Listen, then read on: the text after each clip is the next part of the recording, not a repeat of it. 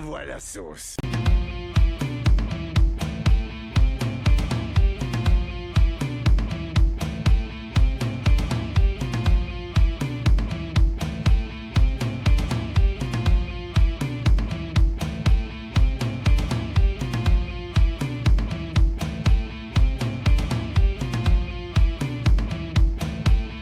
Bonjour à tous, c'est Netator Bros. Aujourd'hui, on se retrouve pour parler du nouveau film français de Netflix. Et oui, car après la daube nommée Sous la Seine, vous vous souvenez de ce film avec le requin qui faisait blou dans la capitale parisienne? Donc après ce film-là, Netflix a encore des idées avec les films français de merde dont tout le monde s'en fout, puisque maintenant on nous sert Loup-garou avec Jean Reno, Franck Dubosc et d'autres. Ah ouais, parce que de toute façon, dans ces comédies de merde, tu retrouves toujours le même casting. C'est quand même un truc assez magnifique. Donc, on peut dire un truc. Merci, Netflix, pour votre qualité. En tout cas, au moins, ce film-là va pouvoir me faire inaugurer un nouveau truc que je compte lancer sur la chaîne. C'est l'anaflop. Donc, c'est-à-dire qu'on analyse bout par bout un film de merde et j'en fais une vidéo entière de cette analyse. C'est parti. Faut pas retirer la flèche. Ah, ok.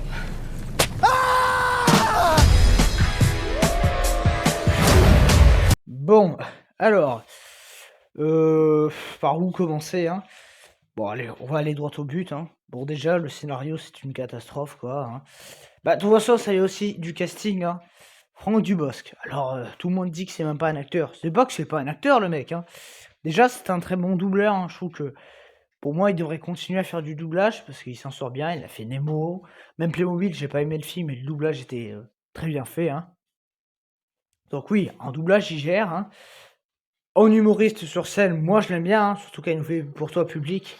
Voilà.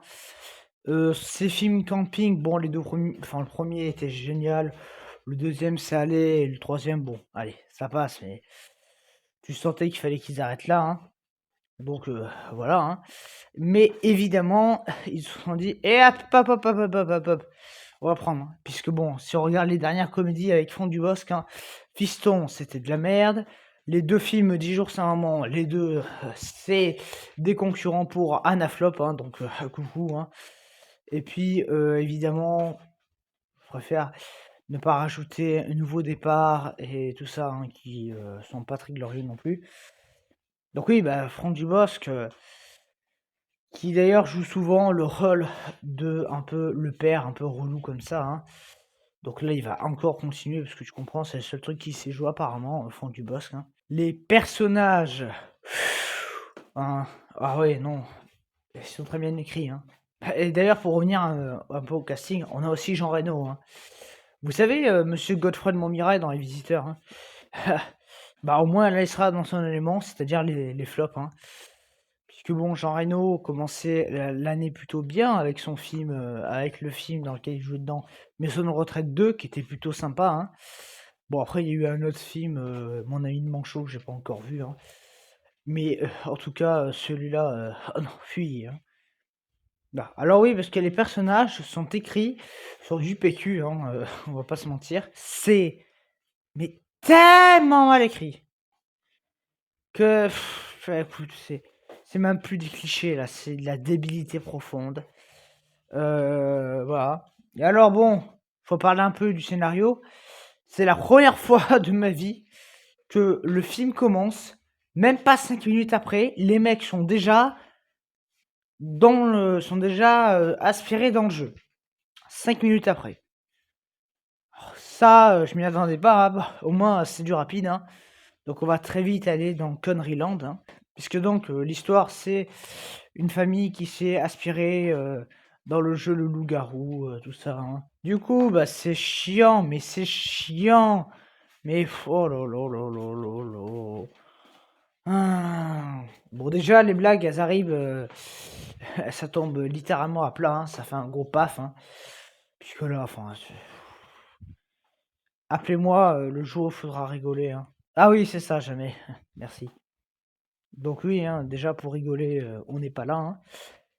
Donc déjà, ça, c'est génial. Puis bon, je vous rassure, il n'y a pas que l'humour de merde, hein, qu'il y a dans ce film. Puisque bon, dans ce film, vous aurez droit à un reste tellement bien écrit que ça en devient chiant, que tu as envie de te tirer des balles dans la tête, hein. Ah ouais, ah, c'est gentil, hein. C'est jovial tout cela, hein. Donc oui, hein, très mal écrit.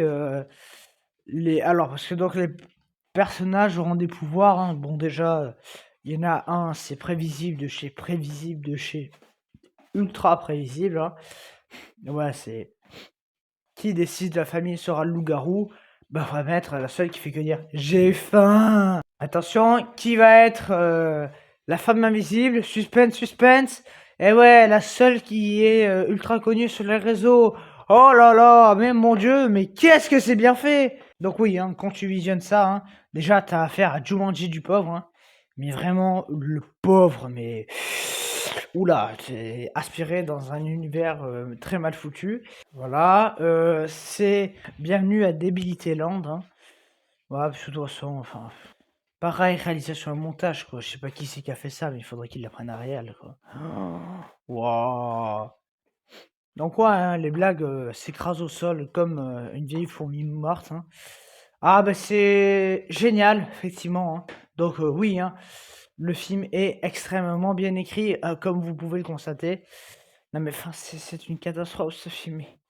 Ah, je n'ai pas ri une seule fois, je me suis fait chier pendant 1 heure et demie. Et alors le pire, c'est les musiques qu'ils sont allés chercher, parce que, eh oui, tu comprends, au Moyen-Âge, et qu'est-ce qu'on va nous jouer? Johnny Hallyday. Et on va allumer le feu, évidemment, hein. Donc oui, on va nous faire ça avec une guitare de l'époque qu'on va en 2 secondes devenir MacGyver et se créer une guitare de Marjo, hein. Voilà, les effets spéciaux sont dégueulasses. Les décors, c'est une vieille rue. En fait, t'as l'impression que le monde entier se passe dans cette rue, dans cette vieille église ou dans le champ. Voilà. Les costumes. Waouh! Waouh! Bah, on va tout 3 chevaliers à la con, et puis voilà, hein. Donc non, ce film, c'est waouh. Waouh. C'est un éblouissement de merde qui te chie dessus, en fait, hein, qui te tombe en pleine gueule, donc c'est... Alors même la fin, quoi. Oh, le final, donc l'happy ending, c'est... Bon, c'est pas vraiment du spoil, hein, on le sait très bien. Ils rentrent chez eux et pouf, fin. C'est littéralement, à peine arrivé chez eux, c'est déjà fini. En fait, le film commence immédiatement et se termine immédiatement aussi, presque. Donc en fait, c'est vraiment le film, tu sentais qu'ils voulaient faire que du Moyen-Âge, qu'ils ont pas voulu trop se casser le cul, donc ils ont vite fait une intro à la con. C'est horriblement naze, ça fait pas rire, c'est chiant. Ça dure 1 heure et demie en plus, hein, donc c'est interminable. Donc ce film mérite la note de 0 sur 10, hein. En tout cas, moi je vous dis à bientôt, salut.